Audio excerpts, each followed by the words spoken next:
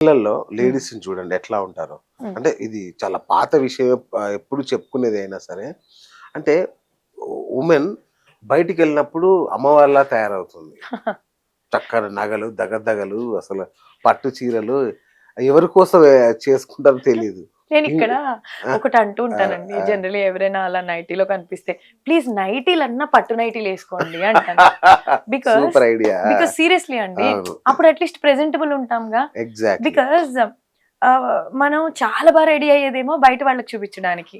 మనం చాలా ఇంప్రెస్ చేయాల్సిందేమో మన హస్బెండ్‌ని. Exactly. So, other way round చేస్తున్నాము. అక్కడే మనం గ్రాంటెడ్ అయిపోతున్నాం. మేము అదే అంటే ఏమైపోతుందంటే ఒక రిలేషన్‌షిప్‌లోకొచ్చేసరికి పర్లేదులే.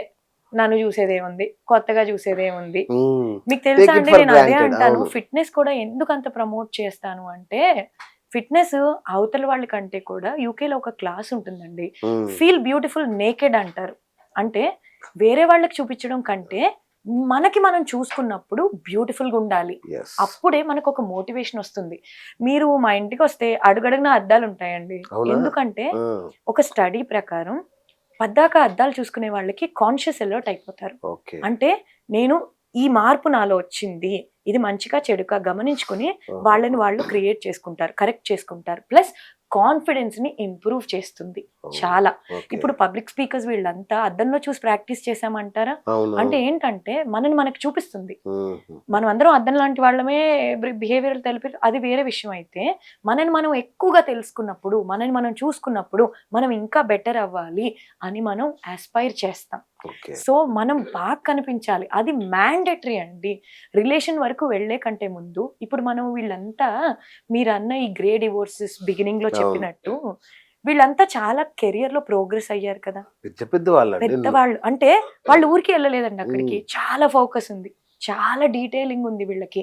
వీళ్ళు నాన్‌సెన్స్‌ని ఒక పాయింట్ తర్వాత టాలరేట్ చేయలేరు. ఓకే. అంటే వాళ్ళ వాళ్ళకి ఒక విషయాన్ని చూసినప్పుడు వాళ్ళకి తగిలిన దెబ్బల వల్లనో, వాళ్ళకున్న లెర్నింగ్ వల్లనో వాళ్ళకి ఫస్ట్ స్టెప్‌లోనే ఇది నాన్‌సెన్స్ ఇంతవరకే. ఈ మాటల్లో ఇంతవరకు షార్పు, ఇంతవరకు చెత్త అని అర్థమైనప్పుడు ఇంక పిచ్చి మాటలు మాట్లాడుతూ టైమ్ వేస్ట్ చేయడం, టైమ్ పాస్ చేయడం చేయలేరు. ఆ చేయలేదు. క్రౌడ్‌తో ఎగ్జాక్ట్‌లీ. వీళ్ళు కూర్చోలేరు. వీళ్ళకి ఎంత ఓకే. మట్టికి ఫోకస్ ఉంటుంది. సో, హ్మ్. వీళ్ళ ఫోకస్ తోటి వీళ్ళు ఎప్పుడూ ఆలోచన అటు తిరుగుతూనే ఉంటుందండి. అది ఆ స్పౌస్ అర్థం చేసుకుంటే పర్లేదు. అర్థం చేసుకోకుండా వాళ్ళకి కొంచెం లీజర్ టైమ్ ఎక్కువయ్యి, అదిగో నా మీద ఫోకస్ తగ్గింది. ఆ! నేనెందుకు? ఒక టీపాయ్ ఉంది నేనున్నాను. అవును. అలా అనుకున్నప్పుడు అక్కడ బీటలు వాస్తుంది. హుహుహు. అక్కడ వీళ్ళు ఈ సక్సెస్ అయిపోయిన వాళ్ళు కూడా నేను ఇందుకే కదా సక్సెస్ అయ్యాను అనుకోకుండా ఒక స్టెప్ వీళ్ళు ఎదిగి అంటే ఈథర్ నేను ఒక ఫోకస్ పెంచుకోవాలి. వేరే దాని మీద నా ధ్యాసని పెట్టుకోవాలి. యెస్. పెట్టుకుంటూ వీళ్ళని చూసుకోవాలి అనుకుంటూ ఓకే. వీళ్ళు ఒక స్టెప్ వెనక్కి తగ్గి బ్యూటిఫుల్. ఆ! ఇవన్నీ ఎప్పుడు చేశాను? నా వెల్‌నెస్ స్పియర్ బాగున్నప్పుడు. ఇవన్నీ ఎప్పుడు జరిగినియి? అన్నీ టైంకి అందుతున్నప్పుడు, టైంకి పీస్‌ఫుల్‌గా ఉన్నప్పుడే కదా జరిగింది. సో, అవును. వీళ్ళ కోసం మనం కూడా కాంట్రిబ్యూట్ కరెక్ట్. చెయ్యాలి. సూర్య ఇప్పుడు అదే కదండీ చేశారు. సూర్యని నేను పర్సనల్‌గా కూడా కలిసాను. సో, హ్మ్. Very very gentle wow! Human being అండి. హ్మ్. అప్పుడే అనిపిచ్చింది లైక్ చాలా అరుదు అవును. ఇలాంటి వాళ్ళు.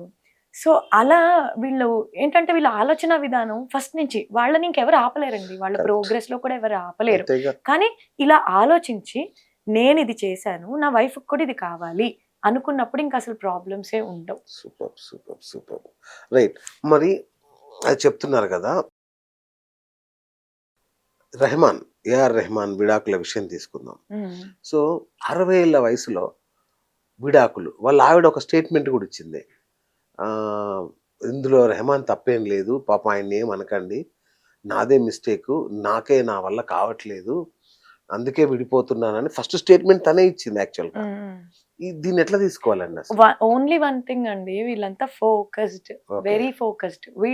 వీళ్ళ ధ్యాస వీళ్ళదంతా ఈథర్ ఏదన్నా విషయాన్ని బెటర్ చేయడమో, వాళ్ళని బెటర్ చేసుకోవడమో. చేసుకోవడము. ఇదే ఫోకస్ ఉంటదండి. ఓకే. ఇక్కడ మీరు 'హృతిక్ రోషన్' కూడా చూస్తే అవును. మెయిన్ థింగ్ అదే ఉంటదండి. అంటే వీళ్ళకి ఎవ్వరితోటి కాంపిటీషన్ ఉండదు.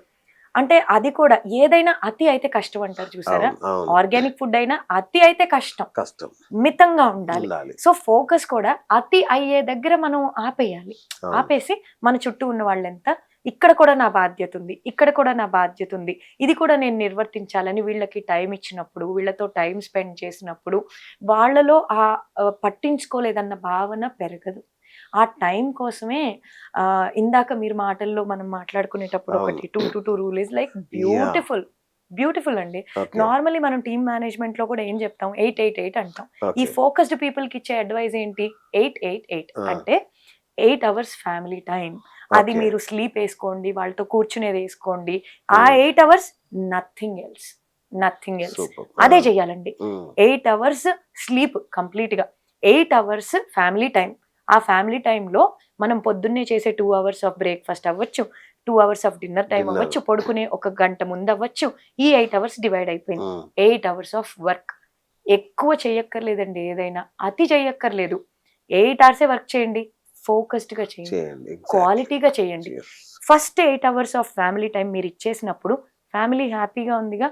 మీకు కావాల్సిన బాక్సో, మీకు కావాల్సినవో, మీ అన్ని వస్తువులు తీసి ఇచ్చేసారు, మీకు చేసేసారు, హ్యాపీగా ఒక హగ్ ఇచ్చి బాయ్ చెప్పి వెళ్ళండి.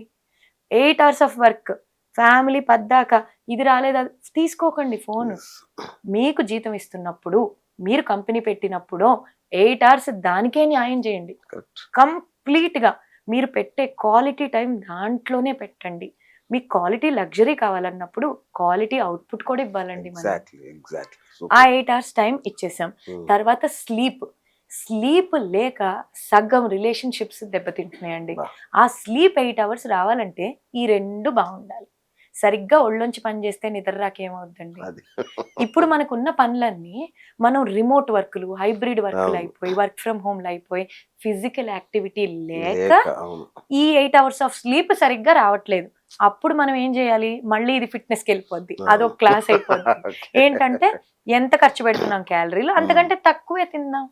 నీరసం వస్తుంది, చెప్పేవాళ్ళు చాలా చెప్తారండి, నీరసం వచ్చినప్పుడు తిందాం, మనం చచ్చిపోవట్లేదుగా, అప్పుడు ఒక 2 నట్లు పెట్టుకుని తిందాం. కానీ ఎంత కరిగిస్తున్నాం అంతే తిందాం పోనీ.